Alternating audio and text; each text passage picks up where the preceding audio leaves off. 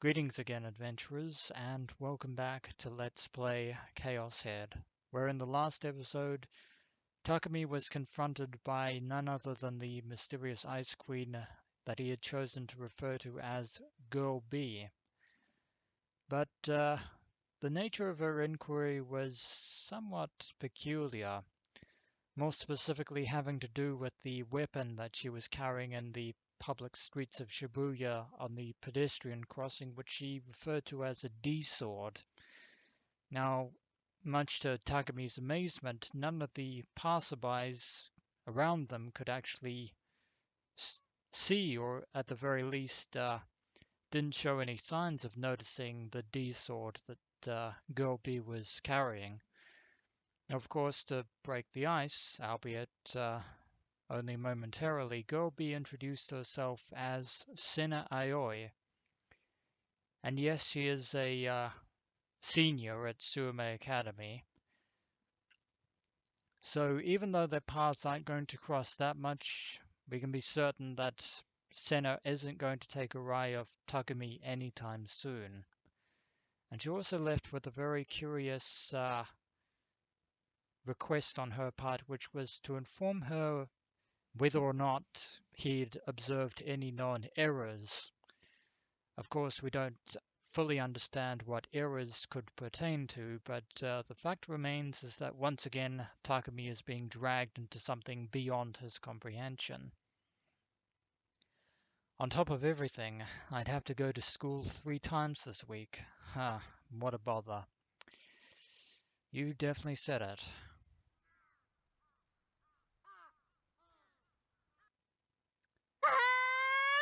On our way down the street, and that cry can probably only be one person.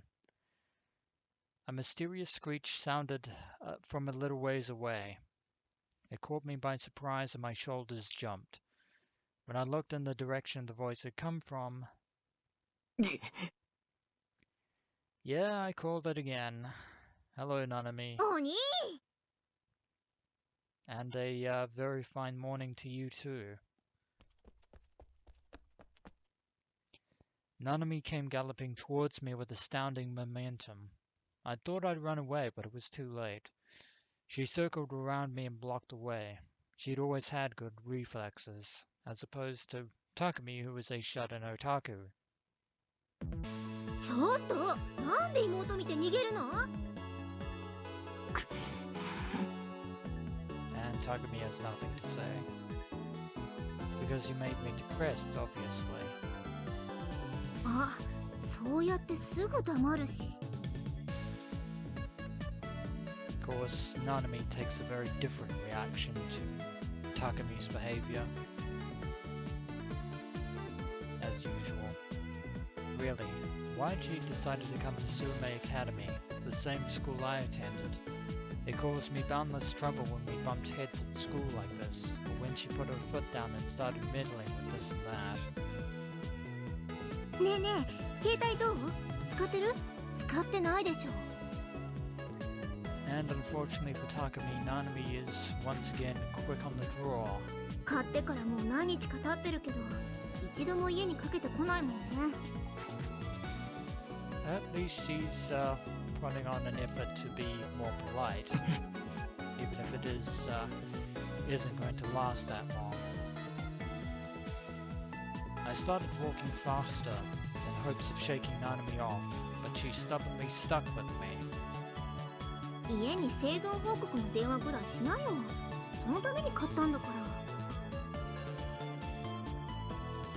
ら To put a technical point, it wasn't necessarily Takumi that got the phone in the first place.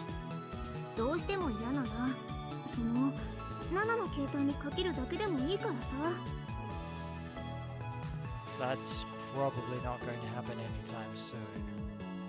お母さん心配してるんだからねそもそもちゃんとご飯食べてんのどうせコンビニ弁当ばっかなんでしょ Probably things like 2-minute noodles and instant ramen. やっぱお兄に一人暮らしは無理なんだよ家に帰ってきなよ It There is only one problem with living at home on a permanent basis, is that you eventually, well, it's much harder to actually live independently. ナナがどんな気持ちでお兄の様子見に行ってるか分かってる？ Then again, given Takumi's very own living situation, he's probably not one to talk. いつも心配でしょうがないんだからね。So obnoxious. What the hell was her problem? Are you my mum or something?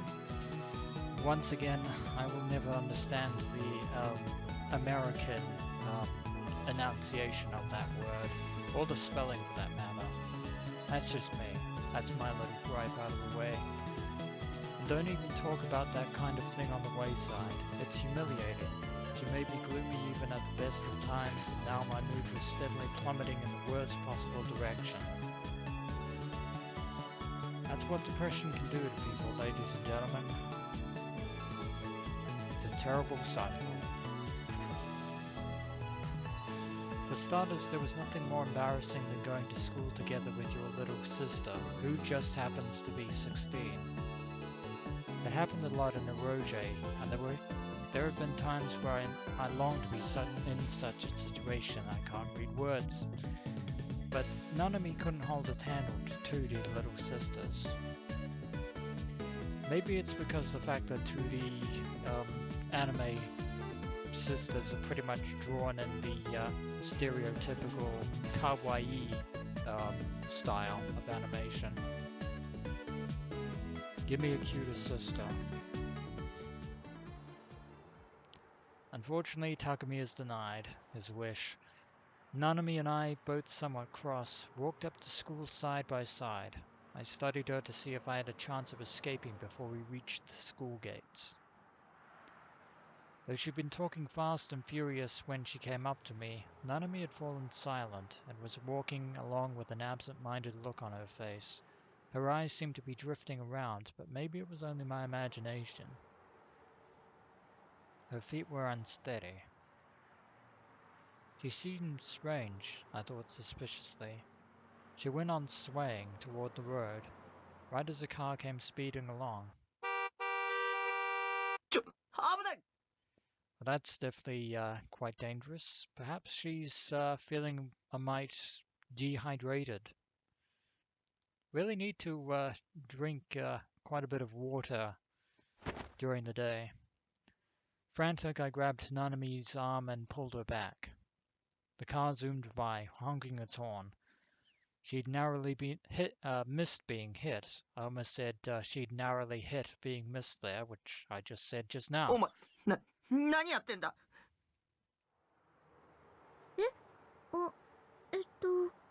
あれ？ It's one thing for Takumi to space out in the middle of a public area, but for Nanami to do the same is quite unprecedented. Blinking, Nanami cocked her head to one side. ナナ、今なんであんなこと？ I'm not sure why you did that, but apparently you did. あれ？ Something peculiar is definitely afoot here. This girl, she was an honest-to-God idiot. I don't think simple lack of awareness is what's to blame here, Takumi. Call it an intuition. Not understanding something she herself had done. For the record, let me just say that I didn't find it moe. It wasn't moe in the slightest. I don't think Nanami was trying to be moe in this situation. Seriously fed up, I left behind the still stupefied Nanami and hurried on ahead. あ、お兄、ちょっと待ってよ。 And it seems that Nanami has managed to gain a hold of her faculties once again. Which is probably a good sign. I ignored Nanami until we got to school, then went down the still boisterous hallway to my classroom. When walking down the hall, stick to one side or the other. Go neither too quickly nor too slowly. Lower your eyes and walk without meeting anyone's gaze. Those were the 3 items I paid careful attention to. Don't stand out at school. Be the same as air. That was how I got around safely. Unfortunately, there are 3 people who are not full, well, 4 if you count Nanami, but there are 3 people in Takumi's vicinity who aren't fooled by his usual routine. They are Daisuke Misumi, Yuo Kusunoki, and number 3 is, of course, Sena. That's really a Yo, hard name to Taku. pronounce. And I don't care the fact that I just interrupted Daisuke's greeting. Yet today the same person appeared again and interfered with my attempts to blend in. Catching up with me from behind, Mizumi-kun gave me his usual friendly pat on the shoulder, as in a karate chop. Like so. Do not try to sound cool, Daisuke Mizumi. You are not cool. You are about the furthest thing from cool. 挨拶ぐらいしろって。ま、お前がそういうやつだってのは分かってるけどよ。If there is anyone who has a master degree in obliviousness, it is this man. なあ、この前 D 組の女子の話したよな。めったに学校来ねえけど、すげえ可愛い女子がいるって。Ah, yes, you did mention that before, about a student who also didn't come to school often, much like Takumi. And call it a hunch, but I think I have an idea as to who exactly you're referring to. Huh? Not that Takumi has any idea of what Daisuke is talking about. その子、岸本綾瀬って名前なんだけどよ。Ayase Kishimoto. That's actually a rather nice name. 実は、その岸本に関して、すげえ発見したんだ。Gathering dirt on other students, Daisuke, you truly are the lowest of the low. Mizumi-kun suddenly lowered his voice and checked out our surroundings. It was probably something vulgar again. Wearying of him, I almost let out a sigh. フェスいるだろ？フェス。Yes, we are perfectly aware of about Fez, the lead singer of Phantasm, the band that we witnessed not too long ago. Is Ayase a fan or something of Phantasm? Or maybe she's a fan of Fez herself. Maybe she has the inside track. But his words made me catch my breath. その岸本ってのがフェスなんだよ。What's that? Ayase Kishimoto is actually Fez, the lead singer of Phantasm? Oh right, I'm supposed to be shocked. Give me a minute. No, I couldn't pull it off. We already foreshadowed that little eventuality beforehand. Of course, this will be news to Takumi. 俺マジビビったぜ。まさかフェスがうちの学校の生徒だなんてよ。And it seems to be just as much of a shock to Daisuke as well. Though neither of them have probably seen Fez or Ayase in her student getup.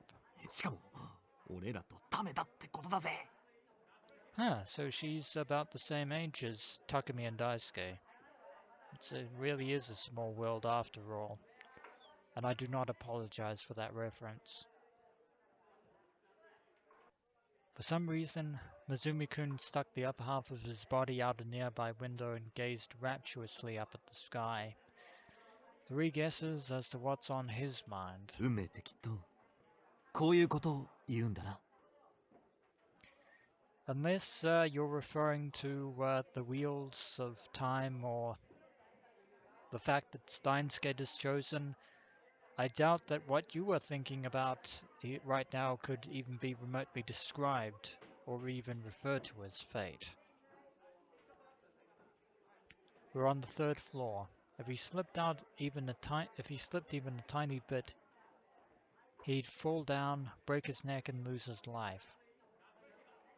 I was on pins and needles as I watched him. I don't think these windows are actually meant to open. And given the way that they're designed, I would actually be really surprised if Daisuke actually did manage to miraculously fall out of the window. Never mind. Mizumi-kun gradually leaned out further, looking down at the entrance way below the window. Ah, so it does open. You know what? I take that back. If he's not careful, he could very well be head over heels, so to speak. Not that he isn't already. 噂をすればなんとやらだタク。岸本を発見した。もうすぐここに来るぜ。え？ With so many coincidences piling up, maybe he'd been correct in saying that it was fated, not that I had any interest. And I doubt that Ayase comes to school advertising the fact that she is the lead singer Fez. よし、待ち構えてやる。見てろタク。俺のナンパ術ってのを見せてやるよ。I believe what you refer to as mad skills can only be summarized in 2 words of my very own. Epic fail. He was overflowing with self-confidence as he spoke. Hoo boy, it must be nice to have a face like his. Pickup lines and the like existed in a completely different world from me. I didn't want to try using them either. That's good advice, Takumi, because you'll fail just as epically as Daisuke will. You can count on it. The sounds of those footsteps. And there she is. After some time, Fez, no, her real name was Ayase Kishimoto, came into view, completely devoid of the gothic attire of her phantasm appearance. Just as Mizumi-kun said, it was the real Fez. I made certain of it myself, watching secretly from a slight distance. Even now I was surprised she turned out to be the same age as us. Fez walked along slowly, wearing her Suimei uniform and giving off a world-weary air. Well, it's one thing that hasn't changed. It created a remarkably different impression from how she'd looked while singing on stage. At the time, though she spoke apathetically, she'd given off something along the lines of a powerful sense of energy and activity.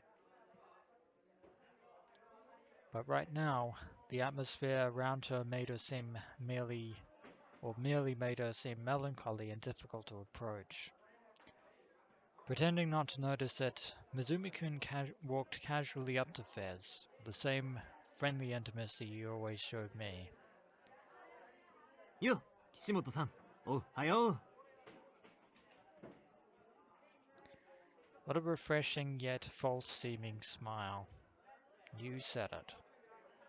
To think you could take that attitude with someone you practically never met before. Well, the reality is that she's never met him. Obviously they were there at the concert, but that doesn't really count. It made me shiver with awe. I idolized him, but I didn't want to imitate him. If anything, Takumi wants a little bit of Daisuke's confidence, but he knows better than to employ his trademark mad skills. 俺、三角大輔。よろしく。Something tells me that Ayase isn't going to fall for this shtick. おっと、初対面とか思ってるだろう。でも違うんだな、これが。That is probably going to be the only bit of truth that Daisuke actually mentions in this particular 俺 instance. さ、こないだファンタズムのライブ行ったんだよね。だから君に会うのは2度目で、その時君の歌声にこう、なんつうの、ビビってきちゃったんだ。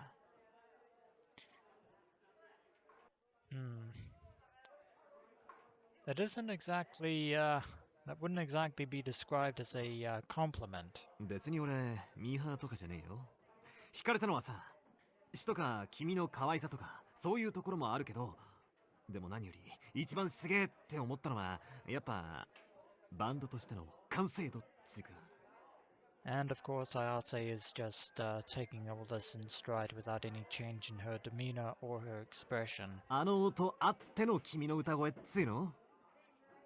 ちなみに俺も実はバンドやりたいなって思っててさ、よかったらああいういいバンドメンバーを見つけるコツとか、バンドの先輩としての心得みたいなもの教えてくんねえかな。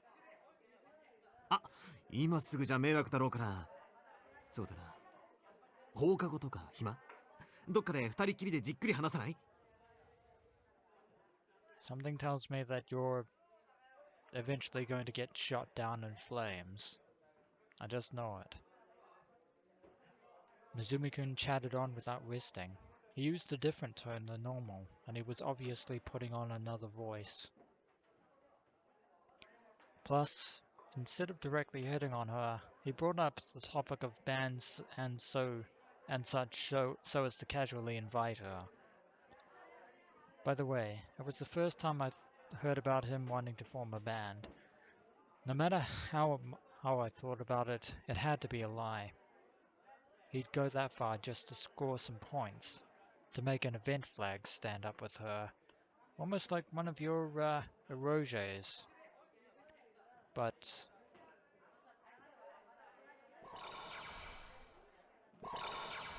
Fez didn't give Mizumi-kun a second glance. As though she hadn't heard a single thing, she went plodding on down the hallway. And that is going to be it for this episode of Let's Play ChäoS Head. And when we return, we shall see just precisely what Takumi Nichijou actually makes of this particular encounter with Ayase Kishimoto, aka Fez of Phantasm. As always, adventurers, until next we meet.